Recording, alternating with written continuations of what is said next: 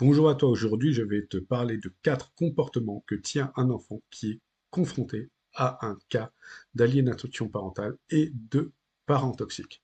Déjà, l'enfant va, lorsqu'il est manipulé, choisir le parent qui lui semble le plus stable d'après lui. Et cette stabilité est conditionnée, on va dire, par la toxicité du parent toxique, puisque l'enfant va considérer le normal comme anormal et l'anormal comme normal. Donc, l'enfant va considérer l'instabilité comme la stabilité au final.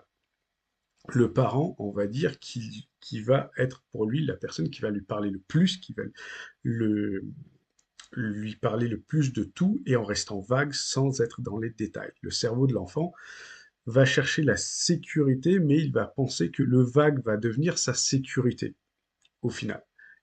Et non la vérité. Donc si le parent va se victimiser, va pleurer, va dire qu'il est mal, va essayer de se plaindre tout le temps, et qu'il ne va pas bien sans l'enfant, l'enfant va penser qu'il est obligé de rester avec lui, avec ce parent toxique, parce que le parent est mal, parce que l'animal est mal. Donc l'enfant va vouloir rester avec ce parent. L'enfant va devenir en fait cette protection émotionnelle du parent toxique.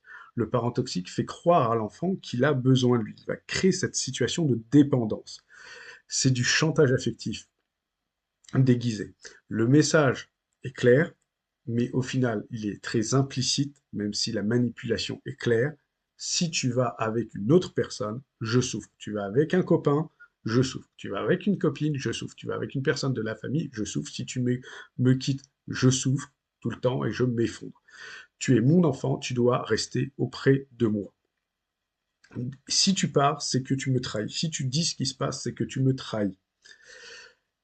Donc tout cela, ça rentre dans la tête de l'enfant. Donc l'enfant se met dans le rôle du protecteur, du sauveur, pendant que le parent toxique prend le rôle de la victime. Donc le résultat est l'enfant pense rester pour protéger le parent, pour être fidèle aux parents, être loyal aux parents, donc ne pas trahir ce parent toxique.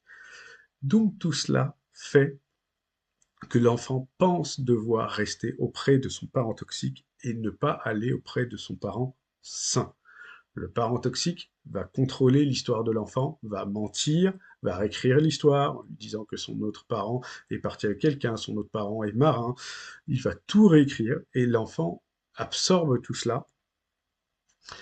Et s'il n'a pas, l'enfant, une résilience assez forte pour remettre en question ce parent toxique, il va donc ingurgiter tout cela. Et il va également se dire, eh bien, l'autre parent ne s'occupe pas de moi, l'autre parent est effectivement dangereux, l'autre parent ne m'aime pas. Tout cela car l'enfant ne va plus distinguer ce qu'il ressent de lui-même et ce que le parent toxique veut qu'il ressente. Il ne va plus voir la différence entre ses propres émotions et les émotions qui vont être mises dans sa tête. Donc, en fait, il va être programmé comme cela. Il va avoir une histoire autour de lui, un narratif qui sera programmé par ce parent toxique. Ensuite, en comportement suivant, il y aura donc le rejet. C'est un mécanisme de défense. L'enfant va rejeter à ce moment-là le parent sain, car le parent toxique aura créé ce conflit de loyauté, aura créé cette manipulation, justement, pour la rendre tellement insupportable que l'enfant, en fait, choisisse et rejette le parent sain pour rester toujours dépendant de son parent toxique. L'objectif, le parent toxique va faire croire que choisir l'autre, c'est le trahir, et qu'aimer les deux, que l'enfant ne peut pas aimer les deux, en fait, et que l'enfant doit forcément choisir l'un ou l'autre. Donc, tout cela va devenir insupportable pour le cerveau de l'enfant. Tout cela est créé par le parent toxique. Et si cela ne marche pas, et si l'enfant finit par rejeter le parent toxique, eh bien, le mécanisme continue. Le parent toxique va se victimiser en disant que c'est le parent sain qui a manipulé son enfant à ce moment-là. Donc, il est très important de comprendre ces différents comportements que l'enfant peut tenir lorsqu'il est confronté à un parent toxique et lorsqu'il est confronté à un cas d'aliénation parentale. Le résultat, si l'enfant ne rejette pas les comportements toxiques de son parent toxique, eh bien l'enfant rejettera à ce moment-là le parent sain à cause du parent toxique.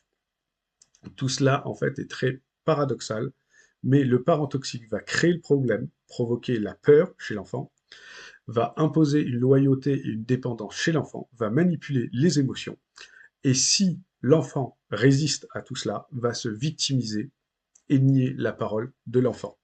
Le parent sain, lui, à ce moment-là, devient le parent rejeté, le parent dangereux, le parent qui ne riposte pas forcément, le parent qui va rester stable, le parent qui va toujours être là à aimer sans condition, sans acheter l'enfant, puisque le parent toxique achète l'enfant, mais il va toujours être son point de repère si l'enfant, on va dire, ouvre les yeux et rejette les comportements toxiques de son parent toxique, et à ce moment-là, va subir les foudres de la victimisation du parent toxique. Tout cela est totalement injuste, totalement inhumain, totalement déshumanisant pour l'enfant.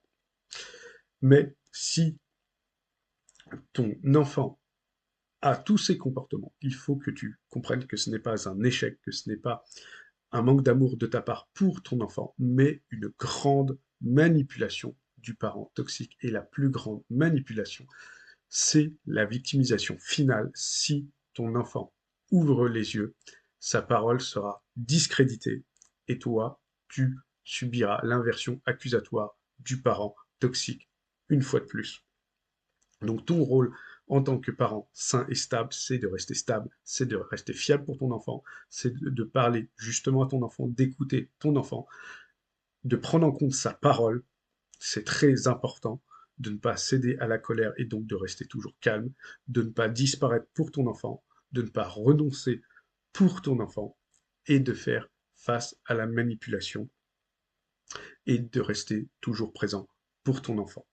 Donc si tu veux en connaître davantage sur les parents toxiques et sur l'aliénation, si tu es un parent, tu peux t'abonner à la chaîne. Si tu es un jeune et tu es confronté à un parent toxique ou un cas d'aliénation parentale, abonne-toi également à la chaîne pour en savoir plus. Garde toujours confiance en toi, en ta valeur en tant que parent et en tant qu'enfant face aux manipulations d'un parent toxique.